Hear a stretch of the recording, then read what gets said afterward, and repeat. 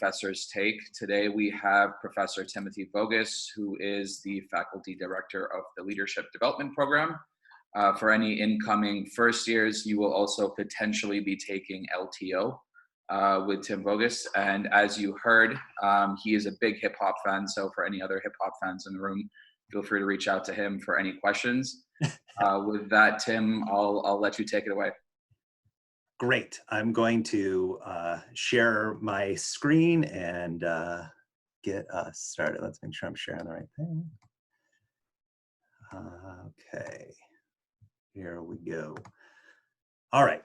So the first thing I want to start with is just totally unrelated to anything about this talk, but what I was doing this morning, as is apropos for the era, is I was at my son Aiden's high school graduation this morning. So that is him getting his diploma. He's not a big believer in hats, so there was he was not wearing that, but there he is receiving his diploma this morning. So I am officially an old person. I have a high school graduate son, but I still kick out the cool jams. All right, so today what I'm going to talk about is COVID-19 and how it relates to some of the ongoing research that I've been conducting over many years. So I'm gonna break it into four distinct buckets of research that I'm doing. So what I'll do is kind of talk about some aspect of the COVID phenomenon, and then relate it to some work that I'm engaging in. If you have questions of clarification during this, I think I should be able to see you if you come up in the chat. I think that should pop up for me, but otherwise we'll have time for a Q&A at the end.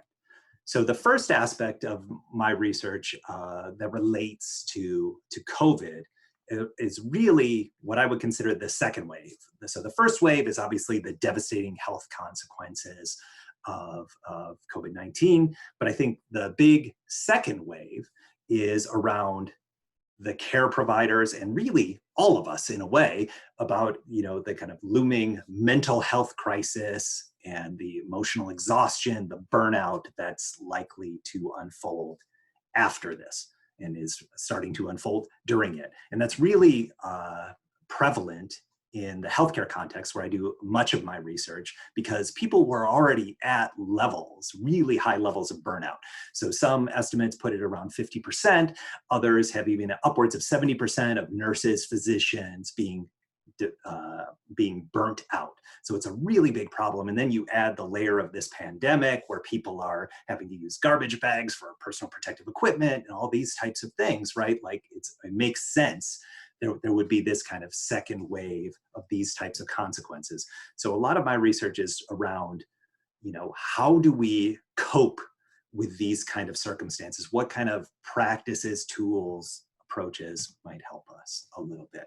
So the first thing, though, that we know about events like COVID, but even much more micro events. So Ranga, Zhana Novikov, who's a postdoctoral student with us, did some research in hospital nursing units where we looked at adverse events. So times when patients are harmed and the effects on emotional exhaustion. And so what we found is if you're on a unit and there are high levels of adverse events, you're more emotionally exhausted, whether you were the source of those adverse events, whether it was happening to your patients based on a mistake that you made. Just even being present in an environment where there's more adverse events going on, people become more emotionally exhausted. And then the real kicker here is it affected most those who highly identified with their work group. So if you care about the people with whom you work, you care about your unit, you identify with it highly, you're more likely to be even more burnt out as a result of that. Some of the little bit of silver lining that I think is going to set up where I'm moving next in this segment about kind of health and well-being and emotional exhaustion, things like that, is safety climate here, which is the extent to which a unit manager values safety and tries to learn from these adverse events in order to kind of fix the underlying conditions. So we can have interventions that help mitigate some of these negative effects of adverse events on our emotional exhaustion. And I built that out into looking more broadly at compassion. So when we think about compassion and interventions around this, compassion is defined as noticing some suffering, empathizing, recognizing the suffering of others, and then trying to intervene to reduce that suffering. So that's how we kind of formalize compassion. And the work that I've done with Laura McClelland, who's at Virginia Commonwealth University, we've done a set of papers. I'll talk basically about kind of 1.5 of those, or 2 of those papers.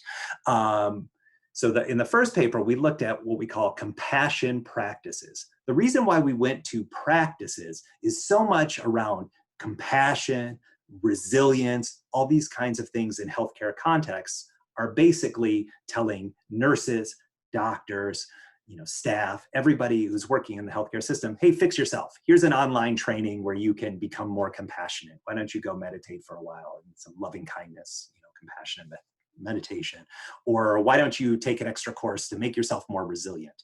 And what we're trying to identify are, what about those underlying conditions? What kind of organizational practices that can be put in place to kind of create a better infrastructure in which compassion can emerge and people can actually get support that they need when they encounter trauma in the workplace?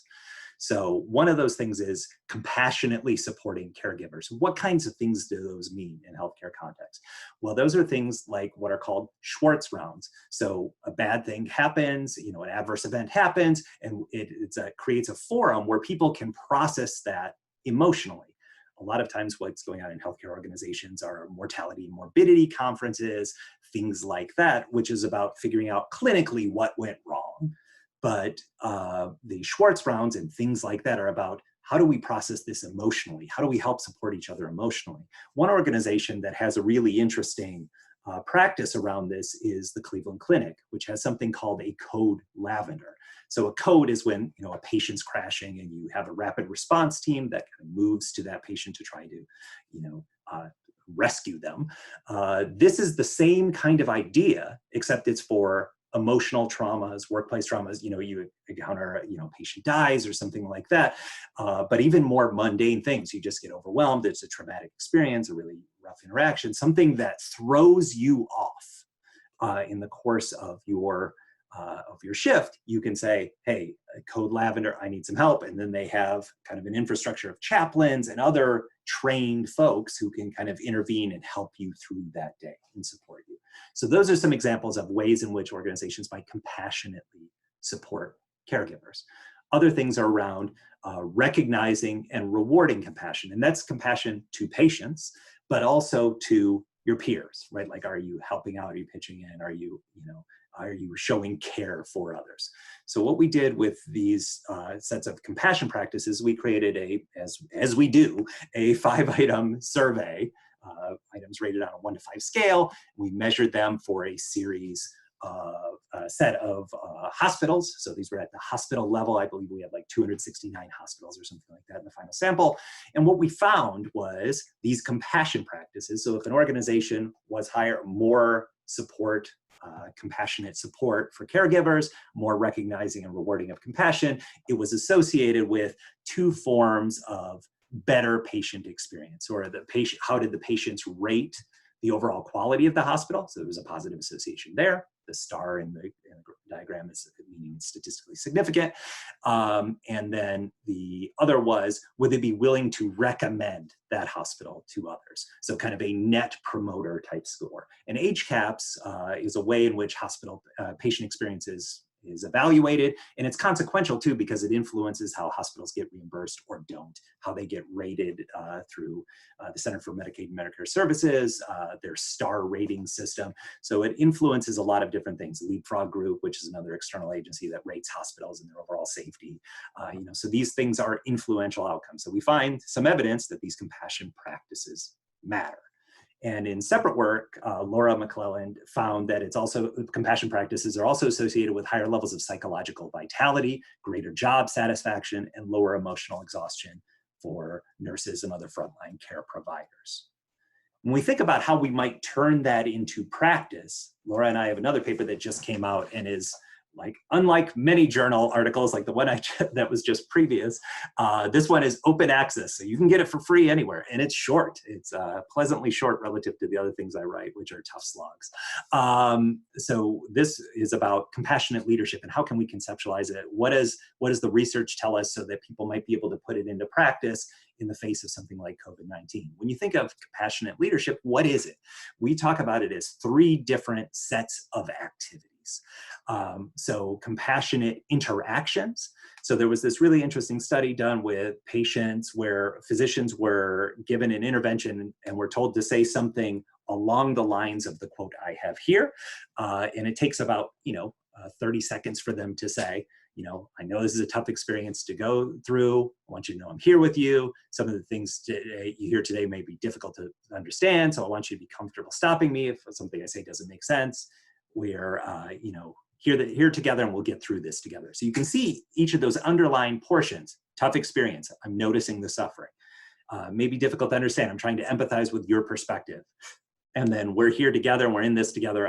We're going to work together to alleviate the suffering. So those kind of compassionate interactions are associated with lower levels of patient anxiety, with higher patient adherence to treatment, which we know benefits the actual course of treatment and ameliorate some of the symptoms of disease, things like that. The other way in which you can engage in kind of compassionate interactions or compassionate actions that are really micro are leader inclusiveness. So what does that mean? So that means inviting and appreciating others' contributions, trying to solicit input from others and actively doing so when you're leading. And this can be at any level. You don't need to be a high-level leader in an organization, and you can actually be a team member too. When you're inviting those kind of others and appreciating others' contributions, you open up the conversation, you make it richer, and people feel more heard. Their experience is better, but also the work you do is better. And there's been some really interesting research that Ingrid Nemhard and Amy Edmondson did on this score, and they found some really strong effects related to psychological safety in units, and then better overall performance in neonatal intensive care units. When we also think about compassionate leadership, it can also be partly about a style and how these little micro interactions might form a more coherent kind of approach to leadership. And one that we found that was closest, it's not a perfect analog because there's a lot of other elements and layers to this kind of servant leadership style, but we were looking in the literature, is there evidence around certain types of leader styles that resemble more compassionate leadership? And this is one we found where there's a lot of evidence and a lot of studies been done with both effects for kind of clients, patients, customers, as well as employees. And so what this style really is a build out and a more systematization of some of those things we were talking about with compassionate interactions and leader inclusiveness. So you're engaging your followers when you're a leader one-on-one. Are you recognizing their uniqueness and their value as an end in and of themselves? Are you elevating their goals and needs and trying to support in that kind of way? And what some of the research shows related to servant leadership is that it models and cascades compassion. So what do people do? They engage in kind of pro-social behaviors. They do things to kind of help and engage others. They go above and beyond the call of duty for customers, for patients, or whoever it might be. Right? So that's another aspect of this compassionate leadership approach. And the last one kind of brings it back to what we were talking about earlier with compassion practices.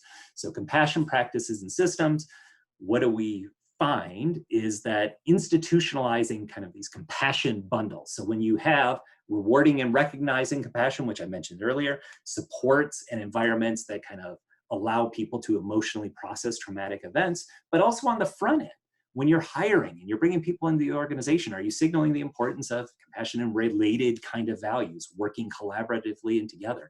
Are you socializing and reinforcing that and instilling it in the kind of everyday practice of the organization? So when you do these things holistically and together as a bundle, what that does is it makes clear that this is what the organization is about. It creates a climate that is shared. People perceive, hey, we really are about compassion. We take it seriously and we carry it out. And then it's more likely to carry through. And the benefits for employees in terms of their emotional health and experience, their emotional life, their health and well-being are positive.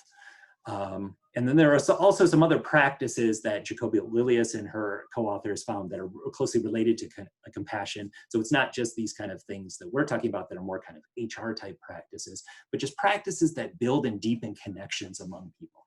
So when they engage in more kind of bounded play at work, decorating workspaces or celebrating each other's milestones and achievements, which is how I started off with, you didn't ask for it, but I started off by celebrating my familial milestone and achievement, and also engaging in kind of helping behaviors together. So there are these three kind of levels of how do you instill and infuse compassionate leadership. So it's those micro interactions, kind of how you approach leadership as a style, and then what are the practices, processes, and systems that you put into place. So that's kind of batch one of my research, which is really focused on, okay, stuff's going badly. This is putting a real strain on the healthcare workforce, but on all of us. What kind of things can we infuse into organizations to support people and help them cope and come through this, more emotionally and psychologically whole? The next bit of research is really about the tension that you see in the kind of lockdown versus reopen kind of debate, although that's a really kind of loaded debate and there's a lot else that goes into it, but it's reflective in some ways of a long-standing debate around research that I've done around safety for a long time. The tension between safety and production, right? Safety is something that is a chronic goal. It's trying to create what Carl White famously calls a dynamic non-event. You're trying to produce nothing bad from happening, right? And that can be a little bit difficult to hold on to. So safety is one kind of chronic goal, but that's always in tension with the acute goal of production, because organizations are set up to do things, not to not do things, right? So that kind of creates some inherent tension between these two things. And I think they are worsened when you have a crisis type situation that's clearly a threat to safety, but the solutions that are being proposed are things that are trying to be a silver bullet. Oh, it's going to be hydroxychloroquine, or it's going to be remdesivir, or it's going to be hey, inject some bleach, everybody. Those kind of things. Looking for those kind of big one-off miracle cures are probably not what produces more safety. And what I find in my work, looking at a very specific set of organizations as inspiration, organizations that operate really complex systems and technologies, but they do so in a manner that's nearly error and harm-free for extended periods of time. And these organizations are called high reliability organizations. And why I think they're interesting is in contrast to, sometimes with political leadership and even business leadership, they want to talk about the really big picture, high level conceptual view, or these big miracle, big interventions. But what the work on high reliability organization shows, both the work of others and my own, is that it's really about attending carefully to the operational detail. So high reliability results in what we talk about as mindful organizing. And the we is often myself and Kathy Sutcliffe, but you will also see some other familiar names that'll pop up in a couple of these studies in just a couple of minutes. So when we talk about mindful organizing, and I realize this is a lot to, this is a lot of lingo to process over lunch. Don't worry, I'll break it down and make it more accessible in just a minute. But what mindful organizing is really about 5 sets of activities that are going on. So what are these aircraft carrier flight decks, nuclear power control rooms, air traffic control towers doing that allows them to perform at really high levels of safety, despite operating really complex technologies where you would expect to encounter a lot of errors and hazards. So they are preoccupied with failure, so they're always on the lookout for the unexpected. They're reluctant to simplify interpretation, so they keep more ideas in play. That is the polar opposite of looking for, this is the one best way, the one miracle cure. They keep more ideas in play. They're sensitive to operations. What's the detail of what's going on in the moment? What about the masks? What about the personal protective equipment? Looking at those really carefully at those kind of operational details and really understanding where expertise resides. Commitment to resilience is trying to learn and bounce back from unexpected events, from close calls, near misses. So trying to learn from more things. And then lastly, it's deference to expertise. So that's deferring to a person based on their expertise with the problem at hand, not their formal authority in the organization. What we find with these high reliability organizations, and in my research that I'll show you a little bit more about in just a second, is mindful organizing allows for the rapid detection and correction of errors and unexpected events. So it allows us to catch things faster, intervene more swiftly to kind of quell them. So when does mindful organizing occur? What are people doing? People are spending time identifying what could go wrong. That's being preoccupied with failure. So we're actually trying to proactively identify, where's our system weak or vulnerable? Doesn't seem like a lot of times, you know, at the early stages of COVID, there were a lot of flaws everywhere. This is not a political statement. There were a lot of political actors, whichever party, and there were also a lot of missteps by the kind of infrastructure, the public health infrastructure too. It's also discussing alternatives as to how to go about our everyday activities. That's being reluctant to simplify interpretations, keeping more ideas in play. It's developing an understanding of who knows what, where does expertise reside, such that we're more aware of operations, and we know we have a pool of people that we can draw upon if things start falling apart. Talking about mistakes and ways to learn from them, so not focusing on blame, but instead, what does this event, this misstep teach us, and how can we learn constructively from it to make a safer system? And then taking advantage of the unique skills of one's colleagues, even if the person is of lower status in the organization. So that's being deferring to expertise. So what I found in my work, here's just a couple representative findings from studies, is that mindful organizing matters. So in a study of 95 hospital nursing units in 10 hospitals, what we found was we measure mindful organizing on a 1 to 7 scale, and a 1 unit increase in mindful organizing, so if you go from 5 to 6, it's associated with 25% fewer medication errors, 37% fewer patient falls. So pretty big effects on things that you want to avoid. And that's relevant, I think, in the era of COVID, is that paying attention to this operational detail means you make fewer missteps and you recover more swiftly from the ones you do make. In a separate study of 125 nursing units in 13 hospitals, we find better managerial ratings of clinical quality and also patient experience. So is it good for patients both clinically and experientially? Are they satisfied with the care they receive? And we find higher levels of mindful organizing is associated with that. Here's a paper that's done with the recently retired emeritus professor, Bruce Coyle. And the thing I want to draw your attention to is that mindful organizing can be one of those things that helps employees cope.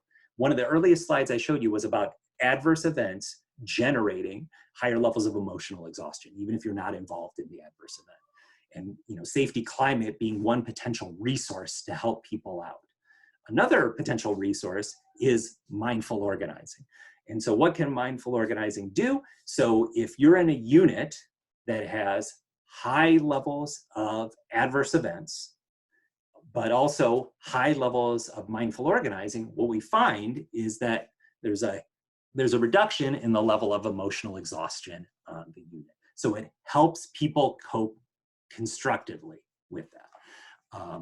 The other part, the kind of the rising one, is about situations where there are low levels of adverse events. So you're really creating nothing over and over again. People tend to start to experience mindful organizing as a little bit more exhausting because they don't see themselves solving a particular problem. Instead, they just see, we're just producing zero over and over again. That's less motivating. So as is a kind of a through line in a lot of my work in the compassion work, but it shows up again here too, that good HR practices help here too. So take your HOP courses and you'll save lives. That's a takeaway for you. So what we find here is what we call reliability enhancing work practices. So those are things about selecting people for interpersonal as well as technical skills. And this was a study done in hospitals. But also designing work to give people on the front line more input into how their work is carried out, giving them more discretion in decision making, and also training people in interpersonal skills and collaboration. So that kind of bundle of activities together, what we find is it leads to higher levels of respectful interaction. So people are able to have richer conversations with each other, which in turn is associated with higher levels of mindful organizing and lower levels of medication errors and patient falls. And those HR practices, the training, the selection, and the work design are also associated with, directly with, fewer medication errors and patient falls. So those good kind of HR and workplace designs that you're learning about here at Owen have a profound impact in these kind of high consequence contexts. And those could be some things that maybe we learn something about, for thinking about how to cope with the pandemics like COVID, or to catch them more swiftly and arrest them, in their earlier stages. And you can do this habitually. How can you do this habitually? Well, you can work it into your everyday personal practice. So these ideas of preoccupation with failure and reluctance to simplify interpretations, it's a lot of heavy lingo because academics like to use complex jargon because then it can be associated with them. If we use basic words, people already know those words. But it can be distilled into some really straightforward types of questions. Preoccupation with failure is really about asking, in everyday meetings, in regular practice, in everyday conversations, what are we worried about? Where are we most vulnerable? When we're reluctant to simplify interpretations, what assumptions are we making? What are alternative assumptions that we might make? What are other stakeholders thinking about this kind of situation? Commitment to resilience is really about kind of basic debriefs. I know a lot of you have experience with kind of after action reviews and things like that. It's that kind of discipline, applying it to, everyday practice. We need a huddle to talk about this. What went wrong, or what went right? How do we replicate it? What went wrong? How do we alter it? Deference to expertise. Who has knowledge we need to consider? And what are the barriers in accessing that knowledge, and relevant expertise? So, that's some work I've done with Brian Hilligoss, where we tried to really distill, what allows high reliability organizations to stay highly reliable. Well, they build this mindful organizing stuff into their everyday habits. But you can do these same things. You can ask these questions in daily practice. They're pretty straightforward, and they apply to many situations. Hold on, something in the chat.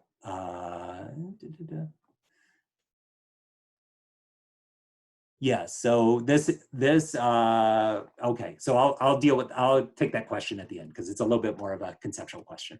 I want to do it justice. Okay, so that's bucket number 2 of mindful organizing work, and paying attention to operational detail is maybe to combat more magical thinking and looking for miracle cures to things like pandemics. How do we focus in on the details, and how do we make sure we're mobilizing the right kind of response? One thing that's come up really recently for me, for some calls I've gotten from alums, has been, well, we're trying to figure out this remote work thing.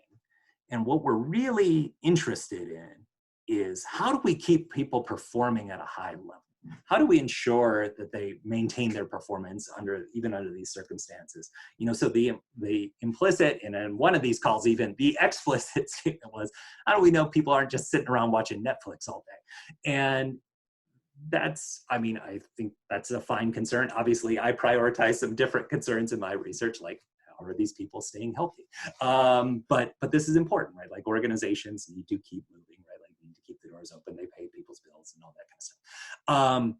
But one of the things that I think would be a real mistake, and what I've been telling people, what I've been asking, is, increasing monitoring and things like that. So you've seen a real uptick in companies like TerraMind and others that are really getting some attention, because employers are now really interested in, how can we use software to take screenshots of computers to make sure people are doing work, and all these types of things.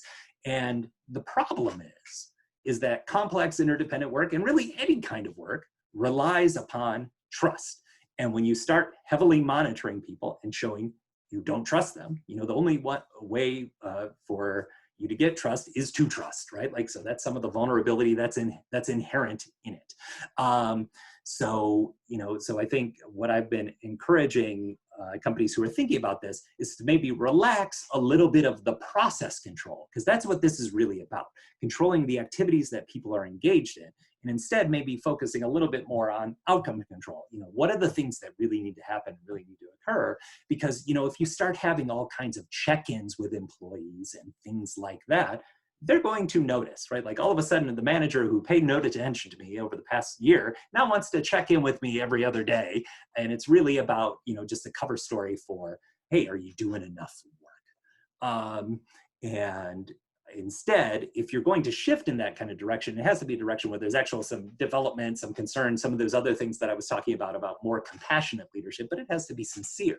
It can't just be, we want to make sure we're maximizing your productivity, even during these very adverse conditions. So relaxing a little bit of this process control. The evidence is if you treat people like this and you heavily monitor, they start engaging in behaviors that need to be heavily monitored, and it creates kind of a downward cycle. Robert Cialdini and others have done some work on this. The last thing I want to note is a lot of my work, very much inspired by the first slide, Aiden, and more recently has been about autism in the workplace. And I think one of the things that the pandemic has done for our family is expose some of the real limitations in the support and infrastructure for people with disabilities. I mean, it's exposed a lot of infrastructural problems for lots of different types of people, but disabilities as well. But I think the thing that's interesting about this article and this company, Auticon, is that they're reframing it a little bit and saying, because I think when we think of autism at work, we almost think of it like, oh, well, that's good. Organization should be inclusive in this kind of way. It's helpful and the right thing to do. But I think instead, the way we might want to think about this, and the way certainly that Auticon is thinking about this, is there actually are unique skills and competencies that people on the autism spectrum might have that are especially well suited to social distancing and things like that. So some of those experiences of isolation and things like that, and navigating virtual environments and being more comfortable working in those kind of ways might actually be something that we could use as an exemplar, right? Like, and use as something that we can all draw upon and learn from. So instead of thinking about what can we do to make workplaces more inclusive for them, thinking about, well, there's some real reservoirs of strength out there with people who maybe think differently and experience the world in a little bit of a different way. And wow, it might actually open up some really interesting ways for how to cope with these kind of circumstances, how to cope with a virtual world. And that's certainly a big thrust in where I'm taking my work, is thinking about leadership and autism and autistic leaders. And that's a phrase you don't hear very often. And I was pushed very helpfully in this direction by Bart, who's on this. And it's been just a real generative way to think about this. And I think it has some real potential. And it's good to see some organizations saying there's strength in autism. It's not just deficit, which is too often the rhetoric around it. So those are 4 buckets of activities, of things that I do that are related to, I think related to COVID and related to how we're experiencing it in the workplace. So I think I got a couple comments. Should I just go ahead and, yeah, so one question was, how do employers know that people are doing work even when they're at their desk? Should they be measuring employee productivity by outputs and outcomes rather than micromanaging the hours in the employee's days? I completely agree. And that's the distinction between process control, which is about doing work and are you engaged in the activities? Are you staring at the right screen for the right amount of time? Are you, are you doing those kind of things? Versus, are you actually delivering on the outcomes that we say we care about? And we realize that especially now, you got to give more process flexibility, right, to people to be able to figure out what's even workable for them. And you got to be a little bit flexible with how they get the work done. So, so that's one of the questions. Another one just came in. So leaders who are extremely mindful of operational details, as you recommend, can very easily look and feel overbearing and excessive in the monitoring of their organization's employees. Any recommendations on how to strike a good balance between mindfulness and details and monitoring? It's a great question. So I would say that it's not that it's about engaging it as conversation. So it's not so much monitoring, but it's about the leader when you're leading mindfully in the way that we're talking about, mindful organizing, you're really, as a leader, saying you have an incomplete understanding. There are so many things you can't possibly know because you're not close enough to the detail. So you kind of state your understanding. Well, here's the situation we've faced. Here's what I think we have to do. Here's the approach I think we should take. But if the conditions change, we're in this kind of new situation. Here might be an alternative. What am I missing? Right? Like you're inviting those people in. So it's about acts of leader inclusiveness. So it's not just, wait, you're doing that wrong. It's more about what are you seeing? Give me input from where you are in the front line. So high reliability organizations talk a lot about, knowing what the people with the greasy hands know. And what that means is maintenance is really important operations for aircraft carriers, for airlines, for all different type, for nuclear power, right? All these different kinds of things. So you need to know what's really going on the front line. That's not monitoring, but that's actually deferring to and soliciting and enlisting the expertise of the people who are close to the problem at hand. So I think that's how you balance it by treating it more as dialogue, questions, and showing that when people give you that input, you actually do something about it that actually makes their job easier, more effective, right? Like that allows, and it also addresses the underlying problem, because when we address those safety problems, you see it actually benefits employees in terms of lower emotional exhaustion, things like that. There was one other question here. Were you able to research the impact of urgency on decision-making outcomes and developing mindful organizing practice?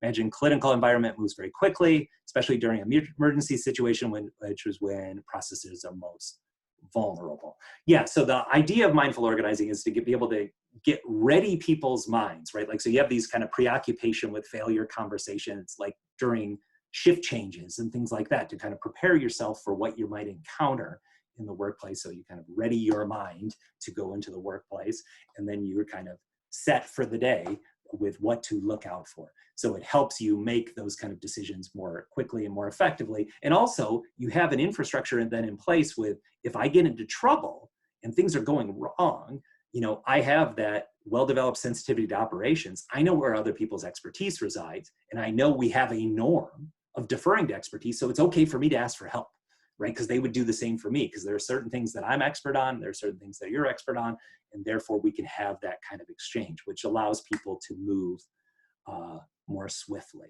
And we've certainly found that. So I've studied mostly in healthcare organizations, but I've also done some research in wildland firefighting. We find similar kinds of things. And I've also done some of these, some work in even like student teams. And you find these kind of dynamics of mindful organizing can be cultivated, and they can also be helpful for better outcomes too. All right, other questions. New Run the Jewels album is coming out soon. You should all purchase that, if people still purchase albums, which old people like me do.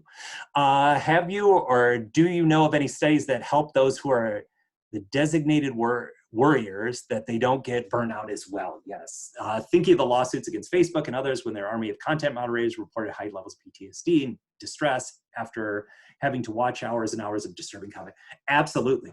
And this is why I think it's really essential that when people see things like compassionate leadership, they don't think it's just an individual's job, or it's just, a leader that gives lip service and speeches about compassion, and then people have to figure it out themselves. Or go to our online library of great courses on compassion and self-compassion.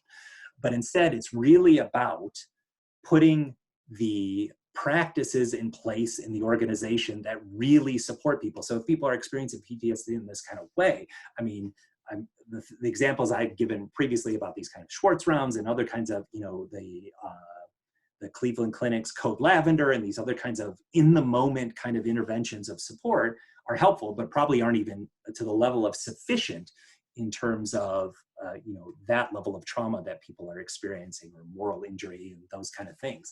But I do think organizations can be more systematic about it. So they are supporting, and we're all more engaged in experiencing a lot of worry and a lot of stress inside organizations too. So even it certainly is helpful for those people in those kinds of roles, the people at the sharp end on the front line. but it's also helpful for all of us if we have that kind of infrastructure and we're building those kind of norms and that kind of culture, that it's okay to talk about these things, that it's okay to process them. It's not a sign of weakness. It's something that we have to do and work through to do our work together.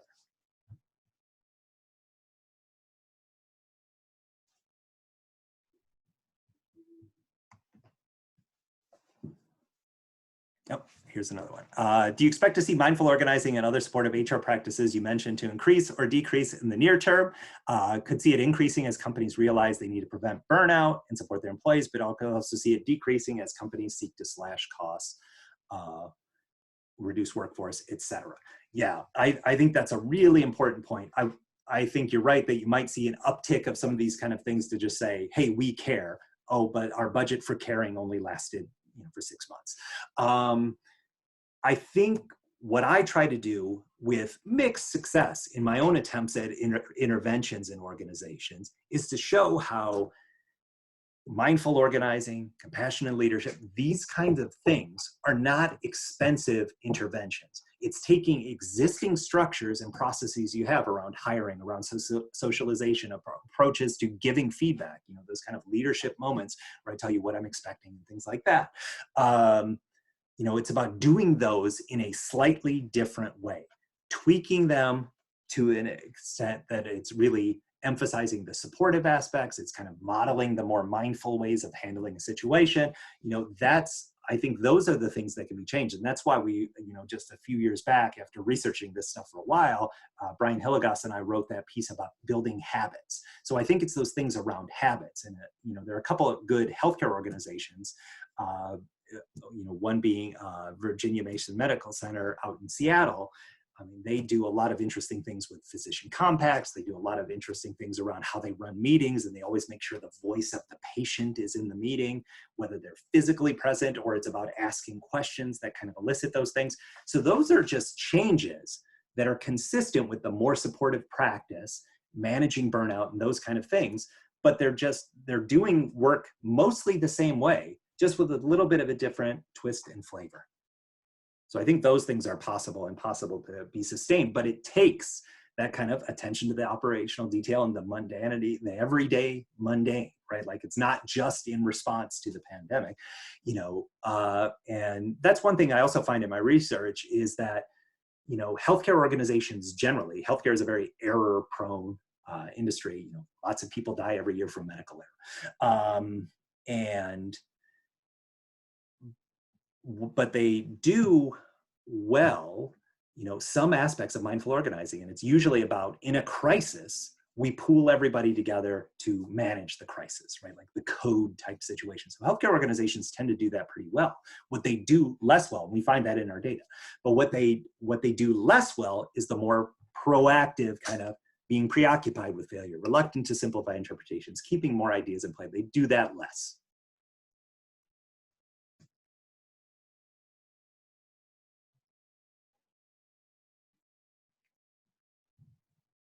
Yep.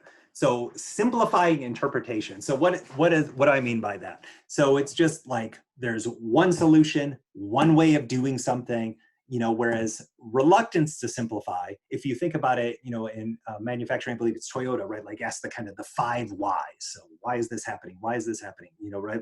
Like, and tries to get under what's the real source of the problem. So you're getting a more sophisticated, deeper, more underlying understanding of the various ways in which something can fail. So it's having a richer, fuller, more nuanced conversation. It's not just accepting, hey, this is the way we've always done things here. That's the way we should continue doing things. What might be missing?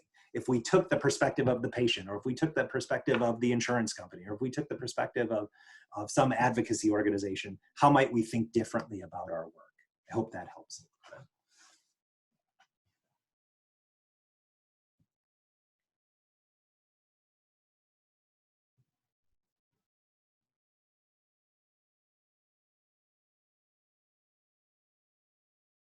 I'm really grateful for so many of you showing up for this. I don't know if I would have showed up to listen to myself.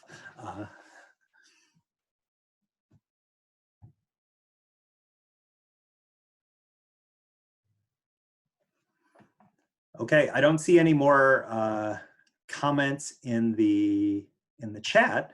if you have other things, you know, feel free to drop me an email. Otherwise, reach out to me. I'm happy to talk further.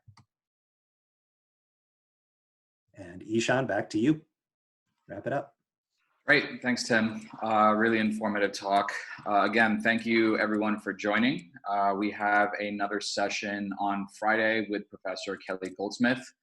That should be really interesting, so you should log in there as well. Incoming first years, we will be posting the details on Slack. I believe everyone else should have it on their calendars. Hope everyone has a great rest of their week, and thank you for joining again. And again, thank you, Professor Tim Vogus. Thanks, my pleasure. Thanks, everybody. Thanks, Tim.